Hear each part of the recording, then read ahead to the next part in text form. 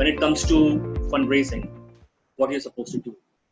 See, fundraising, you're ready only when you have done the first and the second session, whatever we have covered, most specifically in the second session, right up to creating a strategy, how you're going to capture the market and which are the probable customers you're going to go after.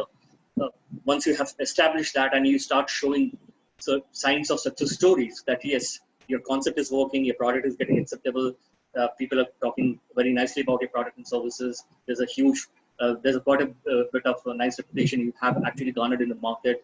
There are a lot of client testimonials to talk about, if not a lot, at least a few client testimonials to talk about. That will tell you that you're doing your job rightly. That's when perhaps it becomes that you're ready for the next step, the next big leap, that is the fundraising. Because all this while you have been bootstrapped, you have been investing your own capital, you've invested in your own capital, and you've been reinvesting the money that is coming to your business by creating business opportunities, by generating sales and revenues that you have been reinvesting back into the business. So all this while you have been on your own, and therefore to scale it up at an exponential level, from 1x or 2x to 20x straight away, if you have to think about the revenue, that's the reason you're asking for a capital. It requires a different approach, different thought process. Now, let me tell you one thing. Fundraising sounds very thrilling, very interesting, and people think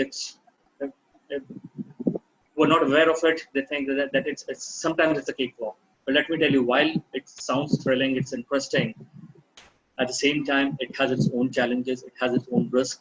It demands a lot of homework to be done. It demands a lot of perseverance, not only from you, but also from the bankers and the investors.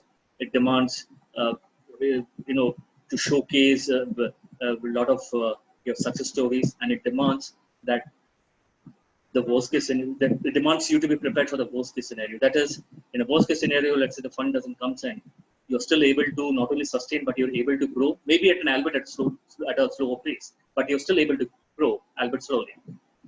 So that is something which is required in a funding discipline.